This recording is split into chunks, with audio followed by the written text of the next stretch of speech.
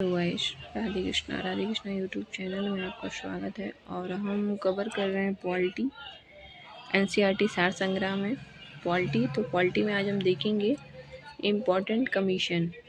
तो हमारा election commission तक हुआ था, आज हम जो है इम्पोर्टेंट कमीशन देखेंगे। तो आइए चलते हैं, देखते हैं हमारा इम्पोर्टेंट कमीशन क्या है। तो फर्स्ट हमारा क्या है, राष्ट्रीय मानवाधिकार आयोग अधिनियम 1993 के अनुसार किसे इस आयोग का अध्यक्ष बनाया जा सकता है। तो ये हमारे उच्चतम न्यायालय का सेवानिवृत्त मुख्य न्यायाधीश अथवा सेवानिवृत्त न्यायाधीश, ठीक है। नेक्स्ट हमारा क्या है कि भारत में सर्वप्रथम लोक सेवा आयोग की स्थापना किस अधिनियम के द्वारा की गई थी। तो ये हमारा किया गया था government of India act 1919। Next हमारा क्या है कि 1926 में ली आयोग यानी कि ली कमीशन की जो अनुशंसा पर सर्वप्रथम किसकी स्थापना की गई थी। तो ये हमारी लोक सेवा आयोग। तो जो हमारा लोक सेवा आयोग है, इसकी स्थापना किसकी अनुशंसा पर की गई थी। तो लीग आयोग की, ठीक है। नेक्स्ट हमारा क्या है कि राज्य लोक सेवा आयोग यानी कि स्टेट पब्लिक सर्विस कमीशन के सदस्यों की नियुक्ति किसके द्वारा की जाती है। तो ये हमारे राज्यपाल के द्वारा की जाती है। नेक्स्ट हमारा क्या है, भारतीय प्रशासनिक सेवा जिसे हम आईएएस बोलते हैं और भारतीय पुलिस सेवा जिसे हम आईपीएस बोलते हैं को समाप्त करने की सिफारिश किस आयोग ने की थी। तो ये हमारे राजमन्नार आयोग ने की थी। किसको समाप्त करने की, ये हमारे आईएएस और आईपीएस जो भी हमारी सेवाएं हैं उनको समाप्त करने की, ठीक है। नेक्स्ट हमारे क्या है, संघ लोक सेवा आयोग की प्रथम महिला अध्यक्ष कौन है। तो ये है हमारी रोज मिलियन बैथ्यू, ठीक है। इसके बाद हम देख लेते हैं राष्ट्रीय मानवाधिकार आयोग की जो संरचना है, क्या क्या चीज़ें उसको देख लेते हैं, ठीक है। तो आइए चलते हैं अध्यक्ष। उच्चतम न्यायालय का जो सेवानिवृत्त मुख्य न्यायाधीश या उच्चतम न्यायालय का सेवानिवृत्त न्यायाधीश है, जिसमें फर्स्ट सदस्य कौन से हैं, उच्चतम न्यायालय में कार्यरत व सेवानिवृत्त न्यायाधीश। सेकंड सदस्य कौन है, उच्च न्यायालय का कार्यरत व सेवानिवृत्त मुख्य न्यायाधीश। थर्ड नंबर पे हमारे कौन से सदस्य हैं, तो ये हमारे मानवाधिकार से संबंधित कार्यानुभव अथवा विशेष जानकारी वाले दो व्यक्ति, ठीक है। नेक्स्ट हमारा क्या है, पदेन सदस्य। तो पदेन सदस्य में हमारे क्या है, राष्ट्रीय अल्पसंख्यक आयोग का अध्यक्ष है। नेक्स्ट हमारा पदेन सदस्य कौन है, राष्ट्रीय अनुसूचित जाति आयोग का अध्यक्ष है। नेक्स्ट हमारे पदेन सदस्य क्या है, राष्ट्रीय अनुसूचित जनजाति आयोग का अध्यक्ष है। और नेक्स्ट हमारी जो पदेन सदस्य हैं वो क्या है, राष्ट्रीय महिला आयोग की अध्यक्ष है। और अगला हमारा जो भी सदस्य है वो क्या है, हमारा पिछड़ा वर्ग आयोग का अध्यक्ष है। नेक्स्ट हमारे पदेन सदस्य कौन से हैं, विकलांग व्यक्तियों के लिए मुख्य आयुक्त है। नेक्स्ट हमारे पदेन सदस्य क्या है, राष्ट्रीय बाल अधिकार सुरक्षा आयोग के प्रमुख आयुक्त। तो अब देखते हैं कि हम भारत के प्रथम लोकपाल की नियुक्ति, ठीक है। तो जिसमें हमारा क्या है कि 23 मार्च 2019 को राष्ट्रपति द्वारा सर्वोच्च न्यायालय के सेवानिवृत्त न्यायाधीश कौन थे, मतलब जो भी 2019 में थे, ये थे हमारे पिनाकी चंद्र घोष को भारत का प्रथम लोकपाल नियुक्त किया गया था, ठीक है। इनका चयन प्रधानमंत्री नरेंद्र मोदी की अध्यक्षता वाली एक चयन समिति द्वारा किया गया, जिसमें सर्वोच्च न्यायालय के मुख्य न्यायाधीश रंजन गोगोई और लोकसभा अध्यक्ष सुमित्रा महाजन तथा एक प्रख्यात न्यायविद कौन थे, हमारे मुकुल रोहतगी सम्मिलित थे, ठीक है। इसके बाद हम इसका अध्यक्ष देख लेते हैं, लोकपाल नियुक्ति के जो भी अध्यक्ष रहे ये हमारी क्या थे, पिनाकी चंद्र घोष थे। और न्यायविद सदस्य कौन थे, ये हमारे जस्टिस दिलीप बी थे और दिलीप बी भोसले थे। और हमारे कौन थे, प्रदीप कुमार मोती थे, फिर और अभिलाषा कुमारी थी और अजय कुमार त्रिपाठी थे, ठीक है। इसके बाद हमारे जो गैर न्यायविद सदस्य थे उसमें हमारी अर्चना राम सुंदर, दिनेश कुमार जैन, महेंद्र सिंह, इंद्रजीत प्रसाद गौतम।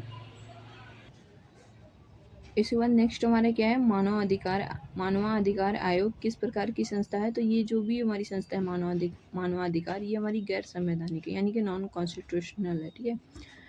नेक्स्ट हमारा क्या है, राजनीतिक व अपराधियों के मेलजोल संबंधों की जांच करने वाली समिति कौन सी है। तो ये हमारी बोहरा समिति है, ठीक है। नेक्स्ट हमारा क्या है कि भारत में लोकपाल एवं लोकायुक्त की स्थापना का सुझाव किसने दिया था। तो ये हमारा क्या है, प्रशासनिक सुधार आयोग ने दिया था। नेक्स्ट हमारा क्या है कि संसद में प्रथम लोकपाल विधेयक किस वर्ष प्रस्तुत किया गया था। ये हमारा वर्ष 1968 में किया गया था। इसके बाद नेक्स्ट हमारा क्या है कि संचित निधि को समेकित निधि के नाम से भी जाना जाता है। नेक्स्ट हमारा क्या है कि संविधान के किस आर्टिकल के अंतर्गत लोक सेवा आयोग के सदस्यों को हटाया जा सकता है। तो ये हमारा आर्टिकल 317 के अंतर्गत, ठीक है। नेक्स्ट हमारा क्या है कि किसी राज्य की लोक आयुक्त अपना प्रतिवेदन प्रस्तुत करता है। तो किसको करता है? ये हमारे राज्यपाल को करता है। नेक्स्ट हमारा क्या है? राज्य मानवाधिकार आयोग का अध्यक्ष कौन होता है? तो ये हमारा उच्च न्यायालय का सेवानिवृत्त न्यायाधीश होते हैं, ठीक है। इसके बाद हमारा उत्तर प्रदेश लोक सेवा आयोग के व्यय किस निधि पर भारित होते हैं? तो ये हमारे राज्य की संचित निधि पर। इसके बाद नेक्स्ट हमारा क्या है कि लोक सेवा आयोग में एक अध्यक्ष के अतिरिक्त 10 अन्य सदस्य होते हैं, ठीक है। इसके बाद हम देख लेते हैं लोकपाल संस्था में जो हमारे अध्यक्ष के अतिरिक्त 8 अन्य सदस्यों की क्या होती है? नियुक्ति होती है, जिनका कार्यकाल कितना होता है? 5 वर्ष का होता है। इसके बाद हम देखेंगे राजभाषा यानी कि ऑफिशियल लैंग्वेज हमारी क्या है। तो देखते हैं हम भारतीय संविधान के आर्टिकल 344 के अंतर्गत प्रथम राजभाषा आयोग का गठन किया गया, यानी कि पूछता है कि हमारी राजभाषा किसमें है? तो 344 के अंतर्गत है, ठीक है। राजभाषा आयोग का गठन हमारी आर्टिकल 344 के अंतर्गत किया गया है। और कब किया गया? ये हमारी 1955 में किया गया था। और किसकी अध्यक्षता में? ये हमारी बीजी खेर की अध्यक्षता में किया गया। इसके बाद नेक्स्ट हमारा क्या है कि 8वीं अनुसूची में वर्ष 2003 में 4 भाषाएं किस संविधान संशोधन के द्वारा जोड़ी गई हैं, जिससे उनकी संख्या बढ़कर 22 हो गई। तो ये हमारा 92 संविधान संशोधन के द्वारा, ठीक है। इसके बाद हम देख लेते हैं हमारी जो भी 22 भाषाएं हैं संविधान के 8वीं अनुसूची में सम्मिलित जो भी हमारी भाषाएं। फर्स्ट हमारी क्या है? असमिया है। सेकंड नंबर हमारी क्या है? बांग्ला है। थर्ड हमारी गुजराती है। फोर्थ हमारी हिंदी है। और 5 हमारी क्या है? कन्नड़ है। 6 हमारी क्या है? कश्मीरी है। 7 नंबर में हमारी कोंकणी है। 8 नंबर में हमारी क्या है? मलयालम है। 9 नंबर पे हमारी क्या है? मणिपुरी है। नेक्स्ट हमारी क्या है? मराठी है। 11 नंबर पे हमारी क्या है? नेपाली है। 12 पे हमारी क्या है? उड़ीसा है। उसके बाद क्या है? हमारी पंजाबी है, संस्कृत है, सिंधी है, तमिल है। और 17 नंबर पे हमारी क्या है? तेलुगु है। 18 पे हमारी क्या है? उर्दू है। 19 नंबर पे हमारी क्या है? डोगरी है। उसके बाद क्या है? बोडो। 21 नंबर पे मैथिली। और 22 नंबर पे हमारी क्या है? संथाली भाषा है। तो टोटल हमारी कितनी भाषाएं हैं? 22 भाषाएं हैं। इसके बाद नेक्स्ट हम लिखते हैं कि संविधान के किस आर्टिकल में प्रत्येक राज्य में भाषाई अल्पसंख्यक वर्ग के बच्चों को उनकी मातृभाषा में प्राथमिक स्तर पर शिक्षा उपलब्ध कराने की व्यवस्था है। तो ये हमारी आर्टिकल 350 काम है, ठीक है। इसके बाद आता है हमारा मैथिली भाषा को 8वीं अनुसूची के अंतर्गत किस वर्ष शामिल किया गया? तो मैथिली भाषा को 8वीं अनुसूची के अंतर्गत हमारा 2003 में शामिल किया गया। इसके बाद हमारा आता है 71वें संविधान संशोधन द्वारा वर्ष 1992 में से संविधान की 8वीं अनुसूची में क्या है? नेपाली, कोंकणी एवं मणिपुरी भाषाएं क्या की गई हैं? जोड़ी गई हैं 71वें संविधान संशोधन के माध्यम से 8वीं अनुसूची में। और राष्ट्रीय संस्कृत विद्यापीठ कहाँ स्थित है? ये हमारा तिरुपति हमारा कहाँ है? आंध्र प्रदेश में। इसके बाद हम देख लेते हैं कि अब तक जो हमारी 6 भाषाओं को शास्त्रीय भाषा का दर्जा प्राप्त हो चुका है, कौन कौन सी हैं? तो फर्स्ट हमारी क्या है? तमिल को 2004 में शास्त्रीय भाषा का दर्जा मिला। उसके बाद सेकंड है हमारी संस्कृत। इसके बाद है थर्ड हमारी तेलुगु है जिसको 2008 में। फोर्थ हमारी क्या है? कन्नड़ 2008 में। और इसके बाद 5 नंबर पे हमारी क्या है? मलयालम 2013 में। 6 नंबर पे उड़ीसा, इसको 2014 में क्या है? शास्त्रीय भाषा का दर्जा मिला है, ठीक है। अब हम देखते हैं राजभाषा से संबंधित जो भी हमारे आर्टिकल्स हैं। अब देखते हैं हमारी संघ की भाषा। तो संघ की भाषा हमारी क्या है? आर्टिकल 343 के अंतर्गत संघ की राजभाषा आती है। 344 के अंतर्गत हमारी क्या आती है? राजभाषा एवं संसदीय आयोग एवं समितियां आती हैं। नेक्स्ट हमारा क्या है? क्षेत्रीय भाषाएं। तो क्षेत्रीय भाषाएं में 345 में हमारी क्या आती है? राज्य की राजभाषा अथवा राजभाषा आती है। इसके बाद हमारा क्या है? क्षेत्रीय भाषा। तो ये हमारा आर्टिकल 345 में हमारी क्या है? राज्य की राजभाषा अथवा राजभाषाएं हैं, ठीक है। आर्टिकल 346 के अंतर्गत हमारी क्या है? एक राज्य से दूसरे राज्य अथवा एक राज्य से संघ के बीच संवाद की ये राजभाषा है। नेक्स्ट हमारी क्या है 347, ये क्या है हमारा किसी राज्य की जनसंख्या के एक समूह द्वारा बोली जाने वाली भाषाओं से संबंधित क्या हमारे प्रावधान है। इसके बाद हम देखते हैं सर्वोच्च न्यायालय और उच्च न्यायालय की कौन सी भाषाएं हैं। तो ये हमारा आर्टिकल 348 में क्या है, सर्वोच्च न्यायालय तथा उच्च न्यायालयों के में साथ ही अधिनियम एवं विधायकों में प्रयोग की जाने वाली भाषाएं हैं। आर्टिकल 349 में हमारी क्या है, भाषा से संबंधित कुछ नियम अधिनियमित करने के लिए विशेष प्रक्रिया है। इसके बाद हमारा क्या है, विशेष विनिर्देश क्या है। आर्टिकल 350 में क्या है, शिकायत निवारण के लिए प्रयुक्त भाषा है। आर्टिकल 350 में क्या है, हमारी प्राथमिक स्तर पर मातृभाषा में शिक्षण के लिए सुविधाएं हैं। आर्टिकल 350 बी में क्या है, भाषाई अल्पसंख्यकों के लिए विशेष पदाधिकारी हैं। आर्टिकल 351 में क्या है, हिंदी भाषा के विकास के लिए भी निर्देश है। इसके बाद हमारा क्या है, वर्ष 1957 में प्रथम राजभाषा संयुक्त समिति किसकी अध्यक्षता में गठित की गई थी। तो ये हमारा किया गया था पंडित गोविंद बल्लभ पंत। ठीक है। नेक्स्ट हमारा क्या है, भारत की राजकीय भाषा संबंधी जो भी हमारे प्रावधान है का संशोधन किस प्रकार से हो सकता है। तो ये हमारी संसद में कम से कम 2/3 बहुमत से। ठीक है। नेक्स्ट हमारा क्या है कि सिंधी भाषा को 8वीं अनुसूची में किस संविधान संशोधन के द्वारा जोड़ा गया। तो ये सिंधी को जो है 21वें संविधान संशोधन 1967 के द्वारा जोड़ा गया। ठीक है, 1967 के तहत। नेक्स्ट हमारा क्या है कि संविधान की 8वीं अनुसूची में सम्मिलित भाषाओं में कौन सी दूसरी सर्वाधिक बोली जाने वाली भाषा है। तो ये हमारी क्या है, बंगाली। इसके बाद हम देख लेते हैं जो हमारी बोडो, डोगरी, मैथिली और संथाली, ये हमारी क्या है, 4 राजभाषाओं को 92वें संविधान संशोधन के द्वारा 2003 में क्या किया गया है, इसको जोड़ा गया है। किसको, बोडो, डोगरी, मैथिली और संथाली। ठीक है, यानी कि बॉडमास से हम याद कर सकते हैं बोडो, डोगरी, मैथिली और संथाली। ये हमारी क्या है, 4 भाषाएं हैं जिनको 92वें संविधान संशोधन के द्वारा 2003 में क्या किया गया है, जोड़ा गया है। इसके बाद हम देखेंगे पंचायती राज एवं नगर पालिकाएं। ठीक है, तो चलते हैं। हमारा फर्स्ट क्या है कि पंचायती राज की सूची का विषय है। तो ये हमारा पंचायती जो भी राज है, ये हमारी राज्य सूची का विषय है। याद भी हम कर सकते हैं कि पंचायत कहाँ पे होती है, पंचायत, ग्राम, ये सब हमारे गांव में होते हैं। तो गांव हमारा कहाँ होता है, जहाँ राज्य होते हैं। तो ऐसे हम याद कर सकते हैं कि हमारी जो भी पंचायती राज राज्य सूची का जो भी विषय है, मतलब ये याद कर सकते हैं कि पंचायती राज हमारा किस सूची का विषय है। तो ये हमारा राज्य सूची का विषय है। ठीक है। इसके बाद आता है हमारा इसकी संविधान के 73वें संशोधन द्वारा पंचायतों को निर्दिष्ट किए जाने वाले कार्य किस अनुसूची में वर्णित है। ये हमारी क्या है, 11वीं अनुसूची में है। इसके बाद नेक्स्ट हमारा क्या आता है कि पंचायत चुनाव कराने हेतु निर्णय किसके द्वारा लिया जाता है। तो ये हमारा राज्य सरकार के द्वारा लिया जाता है।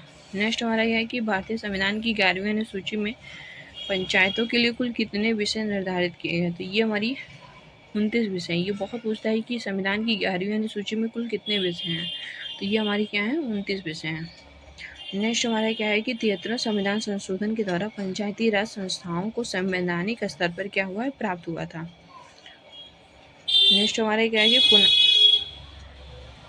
पंचायत चुनाव कितने अंतराल पर होते हैं। तो ये हमारी जो भी पंचायत चुनाव होते हैं, हर 5 गाँव में तो जो रहते हैं सबको पता होगा कि क्या होता है कि हर 5 साल पर क्या होता है, चुनाव होता है। यानी कि पंचायत चुनाव हमारे प्रत्येक 5 वर्षों में होता है। इसके बाद हम देख लेते हैं किस आर्टिकल के अंतर्गत पंचायतों को संवैधानिक दर्जा प्रदान किया गया है। तो ये हमारी आर्टिकल 243 के अंतर्गत। ठीक है। इसके बाद नेक्स्ट हमारा क्या है कि राष्ट्रीय पंचायत राज दिवस कब मनाया जाता है। तो ये हमारा 24 अप्रैल को राष्ट्रीय पंचायत राज दिवस मनाया जाता है। और इसके बाद हमारा क्या है, भारत में सर्वप्रथम पंचायती राज प्रणाली का शुभारंभ कब और कहाँ हुआ। तो ये हमारा 2 अक्टूबर 1959 को नागौर में, कहाँ है हमारा, राजस्थान में। इसके बाद नेक्स्ट है हमारा त्रिस्तरीय पंचायती राज प्रणाली स्थापित करने की अनुशंसा सर्वप्रथम किस समिति के द्वारा की गई थी। ये हमारा बलवंत राय मेहता समिति द्वारा की गई थी। नेक्स्ट हमारा क्या है कि अशोक मेहता समिति ने पंचायती राज के लिए किस प्रतिमान की संस्तुति की थी। तो ये हमारा द्विस्तरीय है। नेक्स्ट हमारा क्या है कि पंचायतें एवं नगर पालिकाओं के संबंध में भारतीय संविधान में किस वर्ष प्रावधान किए गए थे। तो ये हमारा आर्टिकल वर्ष 1993। पंचायती राज को किस संशोधन द्वारा स्वशासन की इकाई के रूप में संगठित किया गया, तो ये हमारा है भारतीय संविधान के 73वें संविधान संशोधन के द्वारा। ठीक है, पंचायती राज को स्वशासन की इकाई के रूप में क्या किया गया है, संगठित किया गया है। इसके बाद हम देखते हैं कि पंचायती राज व्यवस्था से संबंधित और उनकी समितियां कौन है। जैसे ये इसको देते हैं ना, मिलान में दे देता है, मिलान में ये इन लोगों का नाम दे देगा और स्तंभ दे देगा, मैच कराने को बहुत देता है। तो जैसे कि हमारी क्या है, बलवंत राय मेहता समिति, तो ये हमारी क्या है 1957 में हुई। नेक्स्ट हमारा क्या है, अशोक मेहता समिति, ये हमारा 1977 में हुआ। नेक्स्ट हमारा क्या है, जीवी के राव समिति, ये हमारी 1985 में हुई। फिर नेक्स्ट हमारा क्या है, LM सिंधवी समिति, ये हमारी 1986 में हुई। नेक्स्ट हमारी क्या है, संथानम समिति, ये हमारी 1962 में हुई। नेक्स्ट हमारी क्या है, सादिक अली समिति, ये हमारी कब हुई, 1964 में हुई। ठीक है, इसके बाद हम देखते हैं कि पंचायती राज को संवैधानिक स्थिति प्रदान करने की जो संस्तुति है, ये किस समिति के द्वारा की गई थी, तो ये हमारी है LM सिंधवी समिति के द्वारा की थी। ठीक है, नेक्स्ट हमारा क्या है कि किन राज्यों में पंचायत समिति तथा जिला परिषदों को भी करारोपण की शक्ति दी गई, तो ये हमारे गुजरात है, महाराष्ट्र और राजस्थान जैसे जिलों को, राज्यों को क्या की गई है, करारोपण की शक्ति दी गई है। ठीक है, नेक्स्ट हमारे क्या है, ब्लॉक स्तर यानी कि ब्लॉक लेवल की पर जो पंचायत समिति का क्या स्वरूप है, तो ये हमारा क्या है, प्रशासनिक प्राधिकरण है। इसके बाद हम देख लेते हैं जो हमारा पंचायती राज का जो प्रधान लक्ष्य होता है, वो ग्रामवासियों में शक्तियों का क्या होता है, विकेंद्रीकरण तथा लोगों को विश्वास मूलक प्रशासन में क्या होता है, भागीदारी के योग बनाना है। यह एक हमारा क्या है, लोकतांत्रिक विकेंद्रीकरण को क्या करता है, प्रोत्साहित करता है। नेक्स्ट हमारा है कि यदि पंचायत भंग होती है तो कितनी अवधि के भीतर निर्वाचन करना अनिवार्य होगा, तो 6 माह। तो ये तो हमारा राष्ट्रपति से मैच करता है ना, कि जैसे कि राष्ट्रपति का अगर हमारा पद रिक्त हो जाता है किसी भी तरीके से, या महाभियोग या उनकी मृत्यु या पद त्याग की अवस्था में कभी भी अगर राष्ट्रपति का पद खाली होता है, तो उसको 6 महीने के अंदर क्या कर लिया जाता है, भरना अनिवार्य होता है। तो वैसे ही हमारी क्या है, पंचायत भंग होती है तो उसको 6 महीने के अंदर क्या होता है, यानी कि ग्राम प्रधान को क्या होगा, दूसरा मतलब 6 महीने के अंदर फिर से चुनाव होगा, तो नए हमारे प्रधान बन जाएंगे। ठीक है, वही चीज़ है। इसमें कह रहा है कि पंचायतों में किन वर्गों के लिए आरक्षण का प्रावधान है, तो ये है महिलाओं, अनुसूचित जातियों और अनुसूचित जनजातियों के लिए। इसके बाद हम देखते हैं कि 11वीं 12वीं अनुसूची में क्या क्या चीज़ें हैं, तो देख लेते हैं। 11वीं अनुसूची में हमारा क्या है कि इसमें पंचायतों की शक्तियों व उत्तरदायित्व निर्धारित किए गए हैं, और इस सूची में 29 विषय हैं। इस अनुसूची को 73वें संविधान संशोधन अधिनियम के द्वारा 1992 में क्या किया गया था, जोड़ा गया था। इसके बाद आता है हमारा 12वीं अनुसूची। तो 12वीं अनुसूची में हमारी क्या है, इसमें नगर पालिकाओं की शक्तियों व उत्तरदायित्व बताया गया है, और इस सूची में क्या है, 18 विषय हैं, और इस अनुसूची को 74वें संविधान संशोधन अधिनियम 1992 द्वारा क्या किया, जोड़ा गया है। ठीक है, इसके बाद हम देख लेते हैं कि 73वें संविधान संशोधन के अंतर्गत महिलाओं के लिए जो हमारा ग्राम पंचायतों में क्या है, 33% स्थान क्या है हमारा, आरक्षित किए गए हैं। तो इसके बाद हम देखते हैं कि विभिन्न राज्यों और पंचायती राज संस्थान, जैसे हमारी क्या पंचायत के स्तर और उनकी संस्थाएं। पंचायत के स्तर क्या है, 1 स्तरीय होती है, 2 स्तरीय होती है, 3 स्तरीय होती है, और उसमें क्या संस्थाएं क्या है, ग्राम पंचायत, पंचायत समिति, ग्राम पंचायत, पंचायत समिति और जिला परिषद होती हैं। ठीक है, तो पहले हम ग्राम पंचायत देखते हैं 1 स्तरीय। तो इसमें राज्य हमारे कौन है, केरल, जम्मू कश्मीर, त्रिपुरा, मणिपुर और सिक्किम में क्या है, इन राज्यों में 1 स्तरीय ग्राम पंचायत है। इसके बाद 2 स्तरीय ग्राम पंचायत समिति कहाँ है, असम में है, उड़ीसा में, कर्नाटक और हरियाणा में। ठीक है, इसके बाद हमारी 3rd स्तरीय जो समिति है हमारे उत्तर प्रदेश, बिहार, महाराष्ट्र, आंध्र प्रदेश, हिमाचल प्रदेश, पंजाब, गुजरात, तमिलनाडु, राजस्थान और मध्य प्रदेश में। इसके बाद हमारा 4th नंबर पे आता है, 4th नंबर पे हमारी ग्राम पंचायत, अंचल पंचायत, आंचलिक परिषद और जिला परिषद। इसमें हमारा केवल एक राज्य आता है, वो भी कौन है हमारा, पश्चिम बंगाल। ठीक है। इसके बाद हम देख लेते हैं कि गुजरात की त्रिस्तरीय पंचायत संस्था ग्राम पंचायत, तालुका समिति तथा जिला परिषद है। मेघालय, मिजोरम तथा नागालैंड, ठीक है, नागालैंड में पंचायतों का गठन नहीं किया गया। इन राज्यों में एक स्तरीय जनजाति परिषद कार्यरत है। इसके बाद हम देख लेते हैं कि अन्य पिछड़ा वर्ग को आरक्षण देने का प्रावधान करने के लिए किसी शक्ति प्रदान की गई, तो ये हमारे राज्य विधानमंडलों को की गई है, ठीक है। और उत्तर प्रदेश में पंचायती राज संस्थानों में महिलाओं के लिए आरक्षित सीटों की कुल संख्या कुल स्थानों का क्या होता है, 1/3 होता है। 73वें संविधान संशोधन अधिनियम का क्या उद्देश्य है? या देश में सशक्त एवं जीवांत पंचायती राज संस्थानों की स्थापना करना। भारत के विषय में राज्य पंचायती राज से संबंधित मामलों की सुनवाई के लिए पृथक अपीलीय न्यायाधिकरण का गठन किया गया। कहाँ पे किया गया? ये हमारे केरल राज्य में किया गया। नेक्स्ट हमारे क्या है कि अनुसूचित जनजाति एसटी से परिपूर्ण किस राज्य में अनुसूचित जातियों यानी कि एससी हेतु आरक्षण का कोई प्रावधान नहीं है, तो ये हमारा क्या है, अरुणाचल प्रदेश में किया गया है।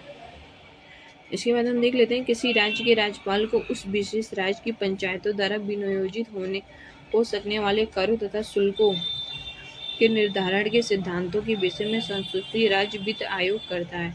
फिर नेक्स्ट हमारा कहता है कि नगर पालिका के संविधान संशोधन से संबंधित है, तो ये हमारा 74वां संविधान संशोधन अधिनियम से संबंधित है। कौन है? नगर पालिका। नेक्स्ट हमारा क्या है कि 73वां संविधान संशोधन किस व्यवस्था को प्रोत्साहित करता है, तो ये हमारा स्वशासन की व्यवस्था को क्या करता है, प्रोत्साहित करता है। नेक्स्ट हमारा क्या है, राज्य वित्त आयोग का गठन भारतीय संविधान के किस आर्टिकल के अंतर्गत किया गया, तो ये हमारा आर्टिकल 283 क्लॉज 1 के अंतर्गत किया गया है। इसके बाद हमारा क्या है, पंचायत समिति के सदस्य किस चुनाव पद्धति से चुने जाते हैं, तो ये जनता द्वारा प्रत्यक्ष रूप से।